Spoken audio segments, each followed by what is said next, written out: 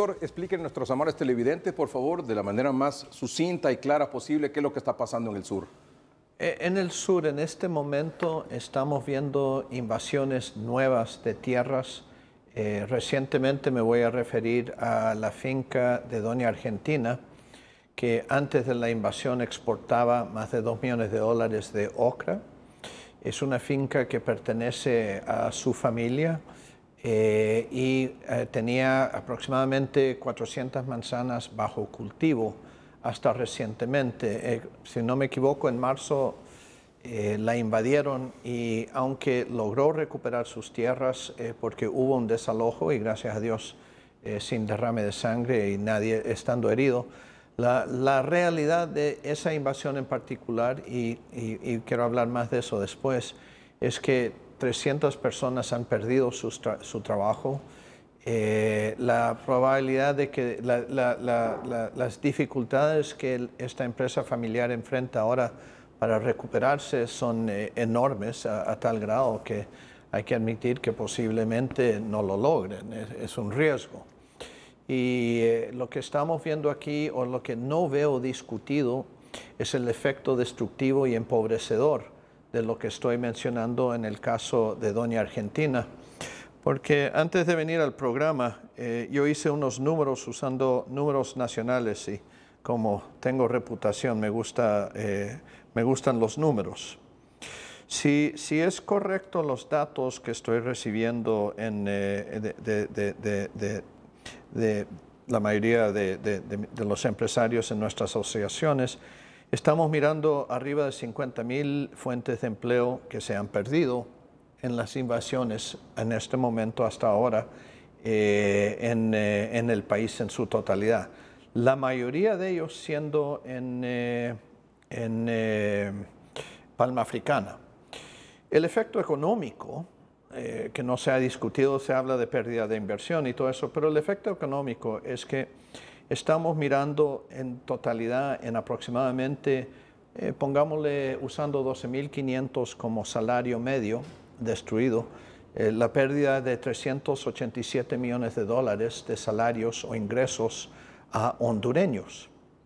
Y si vamos a extrapolar esos 387 millones de dólares, estamos hablando de un efecto de aproximadamente 1.5 mil o 1.5 billones de dólares de reducción en el PIB nacional del país de aquí en adelante o hasta que se pueda hacer las inversiones necesarias para recuperar esas fuentes de trabajo.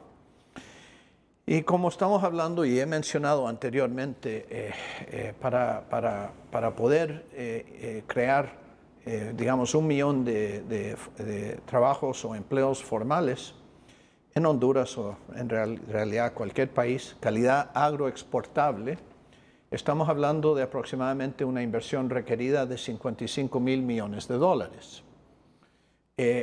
Honduras no tiene ese capital, eso no existe.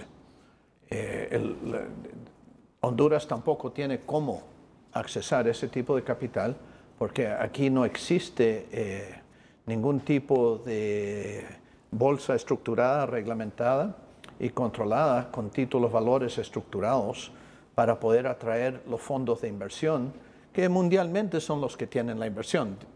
Entonces, el titular esta noche es gracias a las inversiones a la fecha, el país estará reduciendo su PIB nacional para el futuro previsible en aproximadamente 1.5 billones de dólares o más de ahora en adelante en perpetuidad. Don Rafael Alegría. Gracias, Edgardo. Antes de entrar al programa hablábamos con don Víctor y me decía que él viene de los Estados Unidos, ¿verdad? Creo que, don Víctor, hay que analizar la historia política en Honduras y también de la reforma agraria, todas estas cosas que usted ha hablado. Edgardo, 61 años de haberse creado la ley de reforma agraria para hacer justicia en el campo, ¿verdad? Don Víctor, y solo 10 años hubo una distribución de la tierra justa. 50 años aquí, para nada. Y lo que usted decía, trajeron un compatriota suyo que se llama John Norton, ¿verdad?, para que asesorara al gobierno de ese momento y emitieran la ley de modernización agrícola, ¿verdad? No sé si usted sabe eso, ¿verdad? Francamente, no conozco la historia al detalle. Entonces yo se la cuento ahorita rapidito, ¿verdad? Porque en ese momento, don Víctor, ¿verdad?, la misma queja de hoy, de hace 30 años, era que la reforma agraria impedía el desarrollo agrario y agrícola en el país y que detenía los niveles de mejoramiento de la población en el campo y que había que terminar con eso, ¿verdad? Y derogaron la ley de reforma agraria, ¿verdad?, de ese entonces. Don Víctor, la derogaron, cuya justificación eran las invasiones y que la reforma agraria impedía el desarrollo en el agro y que aquí con esa ley iba a haber desarrollo agrario, iba a haber empleo, iba a haber mejores condiciones de vida y no íbamos a tener lo que hoy tenemos. Don Víctor, eso fue un desastre, un caos. Despojaron a los campesinos que tenían su parcela de tierra de la reforma agraria en casi todo el país. Y vino don Víctor a reconcentrarse la tierra, ¿verdad? Porque el caso del Bajo Aguán y en otras, ¿verdad?, ilegalmente vendieron campesinos amparados en esa ley e ilegalmente compraron empresarios esa tierra, ¿verdad? Y vino una reconcentración de la tierra. ¿Cuáles son los resultados que tenemos? Extrema pobreza. La mitad de la población, Edgardo, y pueblo hondureño, ¿no?, en extrema pobreza, ¿verdad? Yéndose la gente del país, ¿verdad? Y una inseguridad alimentaria espantosa.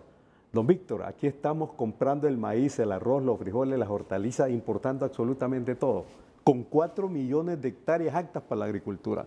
Entonces, eso lo que nos demuestra es que fracasó ese modelo de reconcentración de la tierra, ¿verdad?, en el país, en manos de unos pocos, ¿verdad?, y despojando a miles de campesinos de su pequeña parcela e impidiendo que se hiciera justicia en la distribución de la tierra, ¿verdad?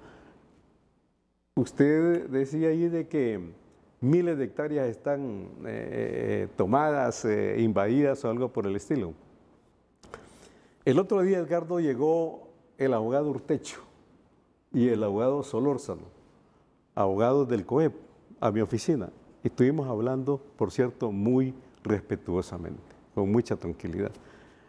Llevaban el tema de las azucareras del sur, ¿verdad?, Choluteca, y la otra es la Grecia. La Grecia.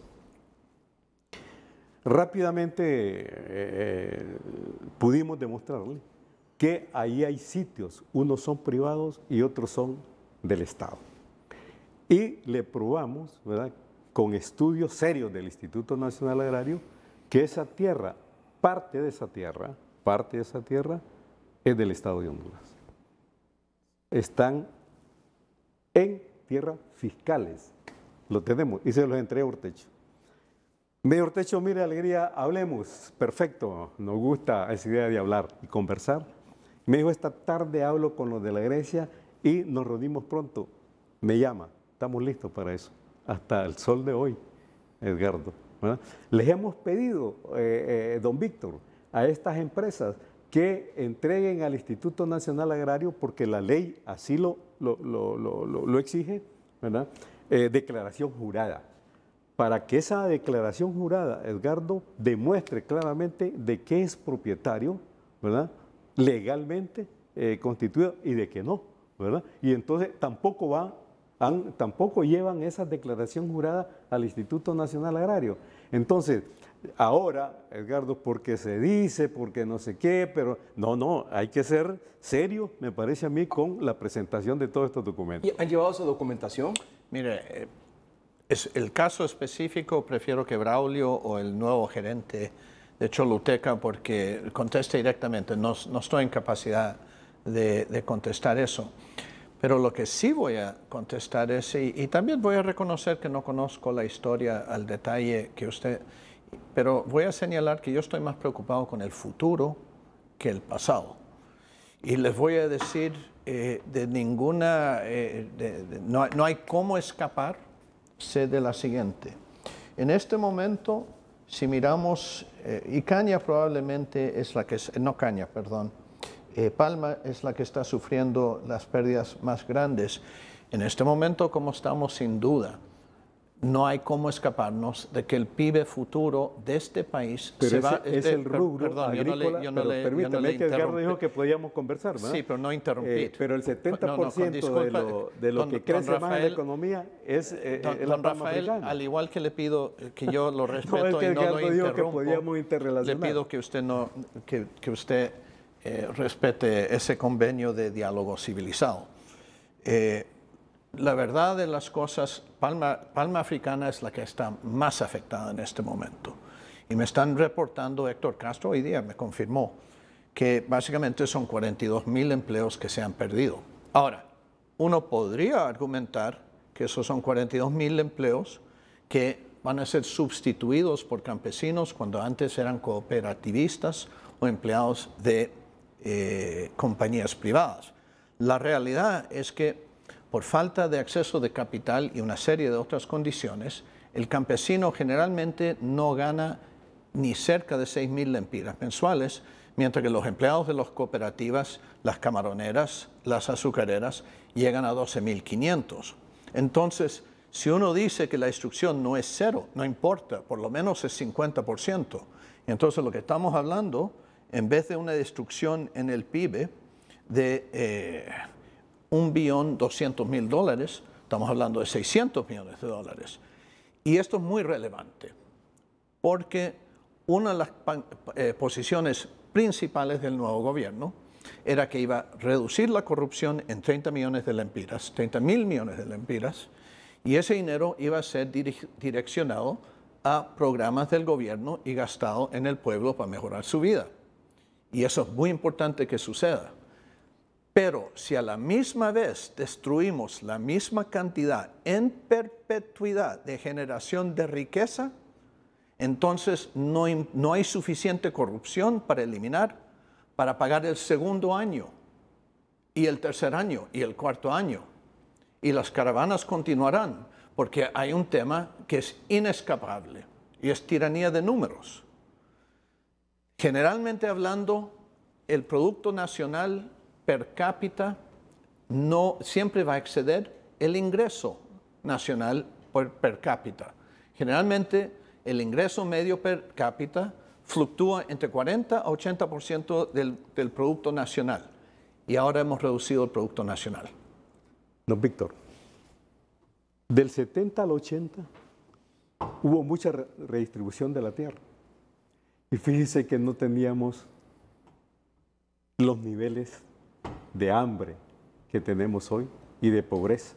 No teníamos el déficit que hoy tenemos de maíz, arroz, frijoles. Había producción, ¿verdad?, en todo eso. Ahora, yo no entiendo, Edgardo, y lo digo con mucha franqueza y sinceridad, cómo los empresarios se oponen a que haya una justa distribución de la tierra en 300,000 familias campesinas que no la tienen ahora, que no tienen capacidad de compra para nada, que están empobrecidos, ¿verdad? ¿Puede contestar a eso? ¿Puede contestar a eso? Bueno, pero breve, por favor. Puedo ¿Puede contestarlo por mí mismo. Claro. Obviamente, cuando usa la palabra... Porque Rafael le ha hecho una pregunta. Sí. Yo jamás me opondría a una... Dándole tierra a los campesinos hay ingresos, hay capacidad de compra, pero los empresarios se oponen. Y la compra sería para los mismos empresarios, ¿verdad? Que el vestuario, absolutamente todo, porque ellos son los que venden en el mercado, no son los campesinos. Voy a contestar eso a título personal y después a título más macro. Dudo que haya ningún empresario que se opondría a una redistribución de precio de tierras dependiendo las circunstancias. Si estamos hablando de terrenos privados y estamos hablando de usar el poder coercitivo del Estado, entonces nadie le gusta vender lo que considera que es suyo con una pistola en la cabeza, sea la pistola de un invasor o sea la pistola de un ejército o policía. Y esa es una realidad humana de un campesino, de un empresario, de un terrateniente. Y voy a regresar. En este país hay una cosa que es muy seria, tenencia de tierra. Yo trabajo en el campo, yo soy productor, en realidad soy uno de los productores más grandes del país, de campo. ¿Okay? Y por lo tanto sí conozco el campo. Si hay una manera de buscarse la muerte es tratar de amenazarle la tierra a un hondureño. No se hace, en Olancho, olvídate, el Progreso peor. Donde sí quiero llegar es esto, ¿cómo se va a redistribuir? Si se va a hacer a punta de pistola, ¿quién no va a objecionar? Es totalmente racional. Pero hay un tema y él está equivocado. No hay peor vida en este mundo que ser agricultor de subsistencia. Y también está equivocado. Los 80 y los 70 eran años de más pobreza en Honduras que hoy. Nunca. Y esa es una realidad. No. Muy bien, don Rafael. No. Creo que don Víctor necesita estudiar más la realidad del país. Es decir, Edgardo, este país no se desarrolla económicamente precisamente por el modelo injusto que hay, ¿no? Yo le decía, los empresarios, y fíjese bien, en todos los países del mundo, don Víctor, que se han desarrollado, primero han hecho una justa distribución de la tierra, han hecho reforma agraria. Taiwán, China, lo mismo Estados Unidos, y todo, una justa distribución de la tierra. No, claro que sí. No, claro que sí. No. Ahora, reitero, con 1.500.000 personas que no tienen acceso a nada, que están empobrecidos, que no tienen ingresos, ¿qué capacidad va a haber para comer? ¿Qué mercado se va a desarrollar, Edgardo? A mí me parece que estarían encantados los empresarios. Ojalá, yo espero que así sea, que nos organicemos bien, ¿verdad? Y cada quien lo justo para ellos, pero también para los campesinos. Aquí, don Víctor, ahí de esas empresas que usted mencionó, ¿verdad? Esas empresas tienen miles de hectáreas de tierra, Y alrededor de esas empresas hay comunidades que no tienen una cuarta de tierra, Edgardo. Es justo eso. Pero no es responsabilidad de los empresarios, es responsabilidad del Estado de Honduras, según la ley de reforma agraria, ¿verdad? Darle a cada quien lo suyo, don Víctor. A los empresarios, correcto, pero también a los campesinos, ¿verdad? La ley de reforma agraria y ser justos en eso. ¿Y cómo vamos a resolver esto finalmente? Bueno, en los países... ¿Qué vamos a hacer? Ya tenemos este problema, ¿cómo salimos de él? Se va a resolver solito y escúcheme con cuidado. O Honduras va a terminar terriblemente más pobre, y esa no es una buena resolución, pero sí es una consecuencia. Entendamos una cosa de economía y de ciencias económicas sé bastante. Por eso sé que hace 20 años, 30 años, Honduras era mucho más pobre de lo que es hoy día. La realidad es esto. ¿Se va a resolver por las malas o se va a buscar una solución bien? En los países civilizados se resuelve vía leyes, procesos judiciales, que es la mejor manera. Cuando se desarma la ley, cuando se desmorona el Estado de Derecho, desafortunadamente una de las inevitables consecuencias es violencia y más pobreza, porque no hay país del mundo que ha sufrido enriquecimiento teniendo altos niveles y acelerando tendencias de violencia. Entonces, la única manera que yo veo que esto se resuelva de una manera que el gobierno pueda cumplir sus promesas de mejorar el nivel de vida de los hondureños hacia el futuro, francamente es imponiendo el Estado de ley. Y esa es la realidad. Porque es la única manera que dos personas como él y yo, que tenemos gran diferencias en nuestras formaciones y opiniones, nos podamos llevar bien y vivir conjuntamente, es cuando los dos estamos de acuerdo en someternos a la ley. ¿Y sabe qué, don Víctor? A mí me gusta eso, pero sometámonos todos. No sé. Pero, Edgardo, pero hay señores, ¿verdad?, que tienen gran cantidad de tierra que son del Estado de Honduras. Probados. Entonces, ¿por qué no le dejamos lo que es de él, ¿verdad?, que lo demuestre él y se le respeta? Pero que lo que no es de él lo tiene que aflojar. Y eso, don Víctor, se lo podemos probar y sería bueno que llegáramos a un acuerdo en eso. Respetemos lo que le pertenece legalmente. ¿Es posible que la Cámara de Comercio e Industrias del Sur, el INA... Nosotros siempre estamos abiertos, pero voy a señalarle algo... Tengo que ir concluyendo el segmento para ir como aterrizando, Sí, don pero Víctor. es algo importante Sí. que va directamente a lo que él dice. Vía estudios satelitales que yo he leído y participado, hay aproximadamente 6 millones de terrenos en este país discretos identificados. De esos 6 millones, aproximadamente 1.800.000 están escriturados en los diferentes registros de propiedad. O sea, es un porcentaje bajísimo. De ese 1.800.000 de registros o folios que existen en los registros, aproximadamente 1.300.000 no sirven legalmente y no son bancables. O sea, ni el 10% de las propiedades en este país están adecuadamente escrituradas para poder identificarlos. Las tierras nacionales de este país no están folladas. Es imposible darle razón a lo que acaba de decir don Rafael, pero lo que sí hay que señalar es que eso es la gran tristeza del país. No tenemos idea de quién es dueño de qué en un término macro. Y eso estamos de acuerdo, pero todos, ¿no? Todos. ¿Ah? Por eso es que yo insisto mucho en que usted, don Víctor, nos lleve esas declaraciones juradas. ¿Sería posible que ustedes se encontraran para resolver, para ir buscando avenidas de solución a esto? Yo teniendo tiempo también tengo gente que delego. Claro. Yo no estoy cerrado a dialogar con nadie. Porque a mí me gusta, Edgardo, que ya el Congreso Nacional, porque mire, la Ley de Modernización Agrícola, ¿verdad?, que es la que más ha protegido estas desigualdades sociales sobre la tierra, está caduca. Ya no hay forma, Edgardo, de aplicarla. La misma Ley de Reforma Agraria. Entonces, tengamos un nuevo marco jurídico democrático, justo. Pero, don Rafael, en esto que plantea los empresarios de la zona sur, en Choluteca particularmente, ¿es posible enviar una delegación conjunta que vaya al campo a chequear esto? Me quiero referir a eso, Edgardo. ¿Sí? Lo que miré yo en los otros medios de comunicación, ¿verdad?, sobre la invasión, que es un gran escándalo, ¿verdad?, una sabana y jícaros por todos lados, que es una mala tierra. ¿verdad? Y que el caso que presentó de doña Argentina se resolvió. Entonces, ¿cuál es el problema? El problema más grave que tenemos nosotros ahora es el Bajo Aguán, Edgardo. ¿Verdad? Es terrible. Es el más grande. Porque el problema que viene ya de no sé cuántos, 10, 15 años, don Rafael.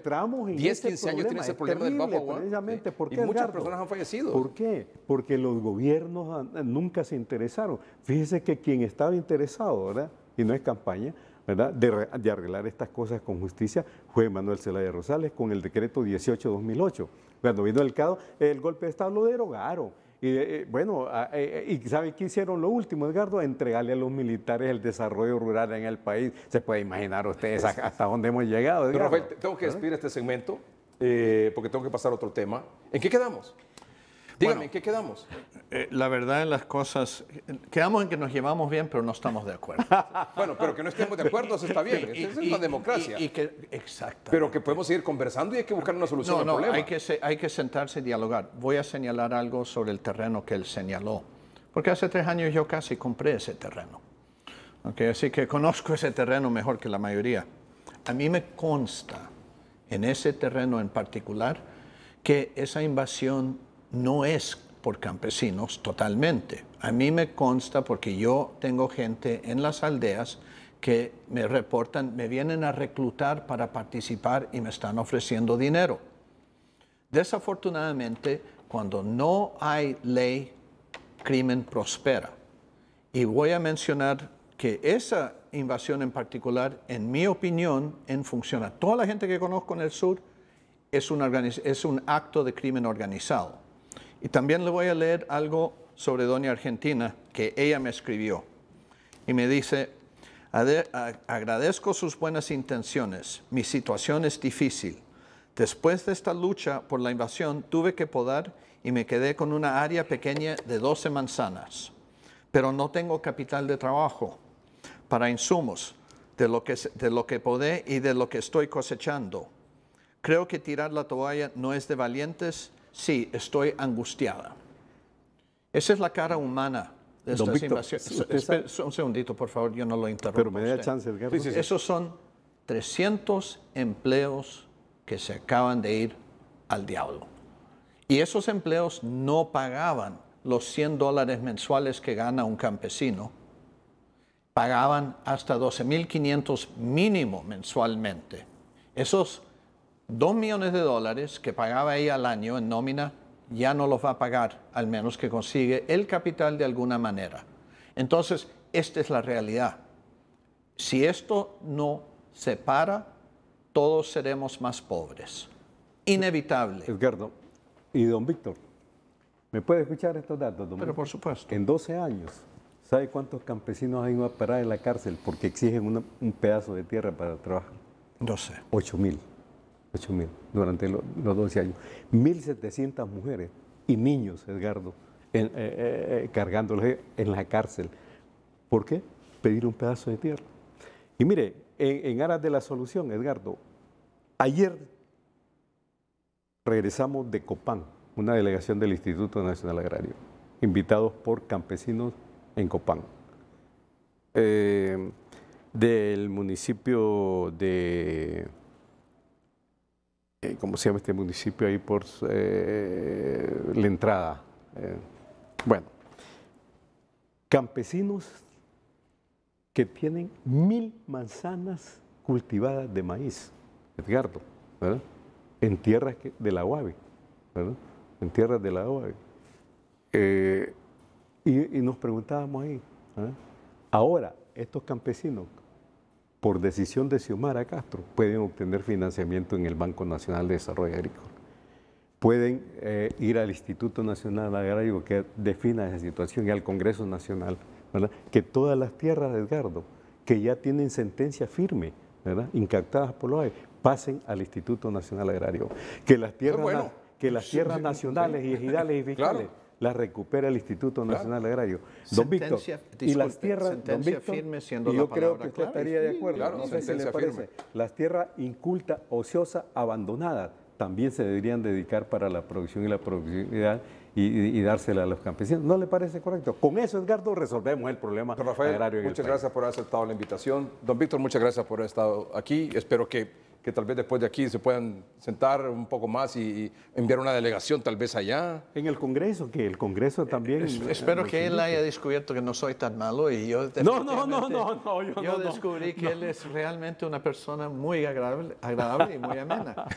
Muy bien, pero ahora hay que pasar a solucionar el problema. Mejor sentido del humor que yo. Ahora hay que buscar una solución al problema. Edgardo, usted nos conoce, ¿verdad? Hemos luchado por la justicia, por años, ¿verdad? Rafael, Por la solidaridad, por la cooperación, ya regresamos. y todo eso, pues, por eso lo usamos.